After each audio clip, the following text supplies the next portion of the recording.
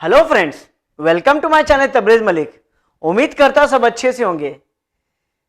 तो टैगलाइन देख के तो समझ में आ गया कि मैं किस देश के बारे में बात करने जा रहा हूं, लेकिन उसके पहले मैं आपको उस देश के बारे में कुछ बताऊंगा। तो चैनल के साथ जो नए हैं सब्सक्राइब कर ले, बेल आइकन को क्लिक कर ले।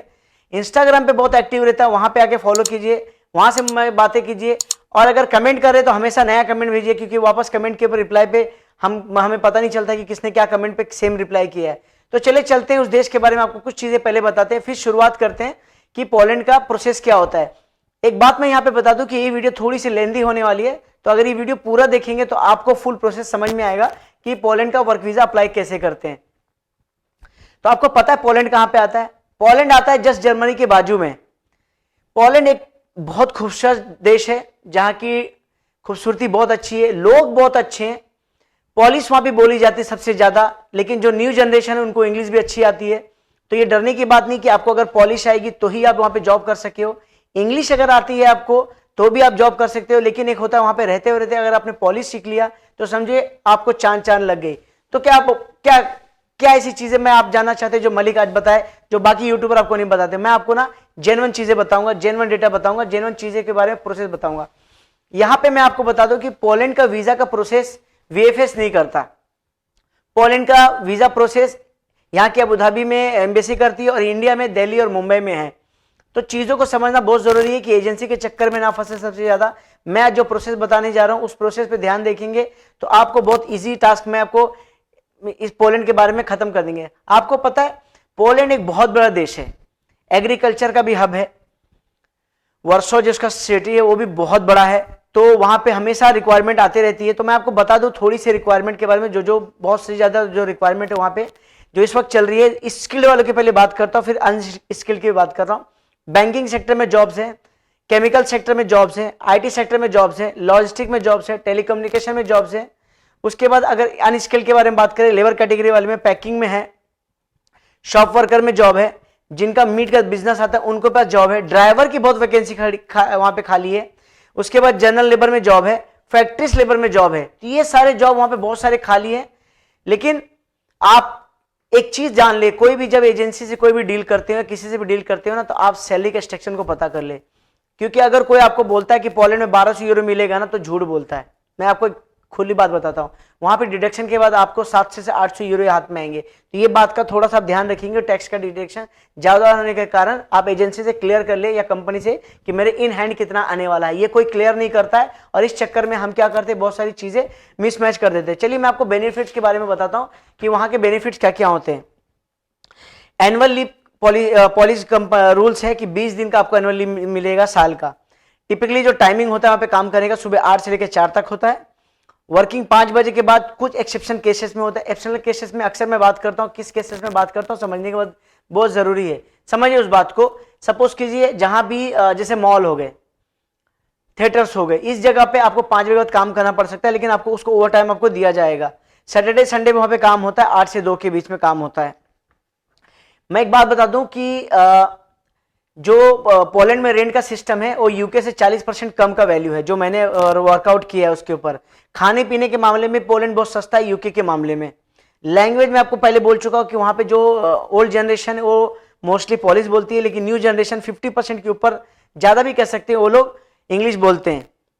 अच्छा, जॉब कैसे मिले, क्या करें कि हमको जॉब मिले, तो इसके बारे में बाद में आते हैं। फिर मैं आपको बताता हूं कि जॉब जब मिलता है, फॉर एग्जाम्पल आप किसी कंपनी से आपने डील किया, डील करने के बाद आपको जॉब कॉन्ट्रैक्ट, जो नॉर्मली हर कंट्री में होता है, जॉब कॉन्ट्रैक्ट आपका मिला। जॉब कॉन्ट्रैक्ट के बाद आपको करना क्या, उनको क्या क्या भेजना है, वो रिक्वायरमेंट में आपको बता देता हूं जो उनसे मांगेंगे। आपके पासपोर्ट की पूरी कॉपी, हाई स्कूल का डिप्लोमा। देखिए पॉलिश में रूल्स है, आपको डिप्लोमा एटलीस्ट देना ही पड़ता है, जो जहां तक मैंने पता किया। बायोडाटा जो अक्सर हम लोग कहते हैं, हर यूट्यूबर भी कहता है कि आपको यूरोपियन स्टैंडर्ड का बायोडाटा आपको देना पड़ेगा। बर्थ सर्टिफिकेट आपको देना पड़ेगा, बर्थ सर्टिफिकेट देना पड़ेगा। बर्थ सर्टिफिकेट नहीं देते, जो भी मैं एक बात बता दूं, यहाँ पे जो पाकिस्तानी भाई लोग हैं, जो नेपाली लोग हैं या जो बांग्लादेशी लोग हैं, उनको मैं बता दूं कि बैक पेज में जो आपको लोग का जो नहीं होता बहुत सारे कंट्री का, उसके लिए आपको बर्थ सर्टिफिकेट आपको देना पड़ता है। क्योंकि बहुत, अगर आप गौर करोगे, जैसे पाकिस्तानी पासपोर्ट पे माँ बाप का नाम पीछे नहीं होता है, जैसे इंडियन पासपोर्ट में होता है, तो आपको आपके बर्थ सर्टिफिकेट आपको देना पड़ेगा। अब डॉक्यूमेंट कौन कौन सी तैयारी कर रहे हैं हम लोग? डॉक्यूमेंट तैयारी के लिए वीजा एप्लीकेशन फॉर्म होता है, मैं नीचे वेबसाइट दे रहा हूँ, इस वेबसाइट पे जाके आप फॉर्म भर के अपॉइंटमेंट भी ले सकते हो। यहाँ पे बहुत ध्यान से देने वाली बात है, खाली कंट्री सेलेक्ट करना है, सिटी सेलेक्ट करना है और ये फॉर्म खुद आप भर सकते हो, किसी भी एजेंट की जरूरत नहीं है। फोटो 3.5 4.5 होता है, सेंजन में मोस्टली आप देखते हो 4.5 5.5, लेकिन यहाँ पे 3.5 4.5 है। पासपोर्ट 10 साल की जो भी सिस्टम है, फोटोकॉपी सारे पासपोर्ट के कॉपी का, इंश्योरेंस जो नॉर्मल 30,000 यूरो का होता है। उसके बाद यहाँ पे एक चीज मैं बता दूं कि ये कंट्री मस्ट आपका बैंक स्टेटमेंट मांगती है, चाहे तो अपने पापा का, भाई का, किसी का लगा लो, लेकिन बैंक स्टेटमेंट आपको देना है। फिर आपको एकोमोडेशन का प्रूफ देना है कि आपने जो आपकी कंपनी अगर दे रही तो डिक्लेरेशन, जैसे माल्टा के सिस्टम जो चल रहा था उस सेम इसका भी प्रोसेस है, आपको एकोमोडेशन का प्रूफ देना पड़ेगा। द ओरिजिनल वर्क परमिट आपको देना पड़ेगा, जो मैं अक्सर बोलता हूं कि वर्क परमिट जो आप साइन करते हैं कॉन्ट्रैक्ट कंपनी के साथ वो आपको लगाना पड़ेगा। करंट बैंक स्टेटमेंट मैंने आपको बता चुका हूं। रेफरेंस लेटर यहाँ पे लगाना पड़ता है, जो मैंने पढ़ा था, जो पॉलिसी के बारे में मैंने पता लगा, यहाँ पे आपको रेफरेंस लेटर कंपनी के थ्रू देना पड़ता है, लिख के भाई बंदे की सैलरी इतनी है, ये करता है।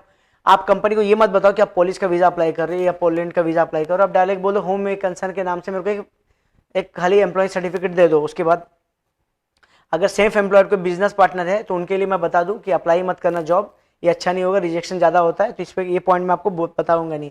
अब कॉस्ट कितना आता है वीजा का? कॉस्ट जो है 361 दिरहम आता है आसपास। टाइमिंग वो लोग 15 से लेके 30 दिन तक लगाते हैं। अगर आपका वीजा रिजेक्ट होता है तो भी आप अपील कर सकते हो, अपील करने के भी प्रोसेस है वहां पे। एप्लीकेशन फीस मैं आपको पहले भी बता चुका हूं। अब आते हैं पॉइंट पे मेन, जो सब लोग सोच रहे हैं कि मलिक भाई कब बताएगा कि कौन सा वेबसाइट हो। तो मैं आपको बता दूं कुछ वेबसाइट बड़े फेमस है वहां पे, ये मैं आपको पहले स्क्रीनशॉट दिखा देता हूं, ठीक है। ये जो है बहुत इंपॉर्टेंट है, ये मैं आपको बता देता हूं, बहुत इंपॉर्टेंट है। वहां पे कुछ वेबसाइट्स के नाम मैं देता हूं जहां से वाकई में जॉब मिलता है। ये स्क्रीन पे देख रहे हो, ये वाकई में जॉब वहां पे है। और मैं एक बात यहां पे बता दूं कि पोलैंड में माल्टा से अच्छी सैलरी मिलती है, पोलैंड में माल्टा से अच्छी सैलरी मिलती है। वहां की वर्किंग आवर की वैल्यूज बहुत अच्छी है, जो मैंने पता किया है। कैरियर इन पोलैंड है, infopraka.pl है, jobs.pl है, जॉब इन क्रोकोस है, जॉब इन वर्साओ है, praka.pl है, रीड है। ये सारे वेबसाइट सिर्फ इंग्लिश वालों के लिए। मैंने पॉलिश वाली वेबसाइट हटा दिए हैं, पॉलिश वाले वेबसाइट इसमें 4-5 थे जो मैंने सर्च किए थे, मैंने हटा दिए। अब उसके बाद बहुत सारी मल्टीनेशनल कंपनी जो लिस्ट में आप देख रहे हो, फिर भी मैं बता देता हूँ। अगोरा है, एक्सोको है, डिब्लॉट है, एफसीए है, जीएसके है, ग्लेस्को स्मिथ जो जर्मनी का बहुत बड़ा, आपको मालूम है जर्मन एक हब है मेडिसिन के मामले, तो पोलैंड में भी उसका ब्रांच है। नरोदोक है, ऑरेंज है, पीकेन है, पिको है, पोजोन है, आरबीएस है, टी मोबाइल है, टोयोटा है। ये सारे पोलैंड में बिग कंपनियां जहां पे आप सीवी अपना डाल सकते हो। ये वेट मत करो कि मेरा जॉब लगेगा नहीं लगेगा, आप ट्राई करके डायरेक्ट देखो। मैं भी आपको यहाँ पे एक और चीज बता दूं, जो मैं अक्सर वीडियो में आप लोगों को बताता हूँ कि इटली वीजा जो भी वीजा होता है, जो जैसे कि सीजनल वीजा होता है, यहाँ पे समर वीजा होता है। अच्छा, समर वीजा पोलैंड में इतना फेमस क्यों, मैं आपको बताता हूँ। इसके लिए कि पोलैंड जो है ना बहुत खूबसूरत देश है, लोग वहां घूमने जाते हैं, देखने जाते हैं। जब मैं अक्सर क्या कहता हूँ, जब टूरिज्म जहां ज्यादा होगा ना, तो वहां पे ड्राइवर की कमी हो जाती है, टूरिज्म सेक्टर में काम करने वाली की कमी होती है, होटलों में कमी हो जाती है। आप कई तरह का वहां पे जॉब खोज सकते हो। ड्यूरिंग द बिजी समर लिखा हुआ है, मैंने इस पर जो सर्च किया है भाई, वैकेंसी बहुत ज़्यादा खाली हो जाती हैं, होटलों में खाली हो जाती है, टूरिज्म सेक्टर में हो जाती है, एयरलाइंस के डेस्क पे खाली हो जाती है, ड्राइविंग में खाली हो जाती है। बहुत सारे जॉब समर्स के लिए वहाँ पे बहुत ज़्यादा। इसके लिए अगर आपको जॉब सर्च भी करना हो तो आप अप्रैल के बाद कभी भी जाके वहाँ पे जॉब सर्च के लिए, जहाँ पे गर्मी का मौसम हो, टूरिज्म सेक्टर हब हो। तो मुझे लगता है पोलैंड के बारे में इतनी ज़्यादा जानकारी मैंने काफ़ी दे दी है। इस पर और एक डिटेल वीडियो मैं बनाऊंगा, एक बाय एक शुरुआत करूंगा कि स्टोर कीपर का जॉब कैसे मिलता है, फैक्ट्री वाले का जॉब कैसे। ये मैं सोचा था एक बड़ा वीडियो लेकर आऊं, डायरेक्ट मैं आपको बता दूं पोलैंड के बारे में, जो मैं माल्टा हम लोग बना के इतना सब डिटेल बता चुके थे। तो मैं नई नई कंट्री लेकर आऊंगा, हर एक कंट्री के बारे में बताऊंगा जल्दी से। वीडियो नेक्स्ट वीडियो में कोशिश करूंगा यूके का अपना खुद का एक्सपीरियंस बताऊंगा, यूके एम्बेसी ने मुझे क्यों कॉल करके मेरा इंटरव्यू लिया जबकि मैं पूरी दुनिया घूम चुका हूं, और क्यों मुझे 40 दिन के बाद यूके का वीजा मिला। Thank you very much. आप लोग का इसी तरह हमें सपोर्ट करते रहिएगा। मैं नई नई चीजें और अच्छी चीजें आपको लेके आऊंगा, अच्छी चीजें बताऊंगा कि प्रोसेस होते हैं क्या, जॉब्स कैसे मिलते हैं।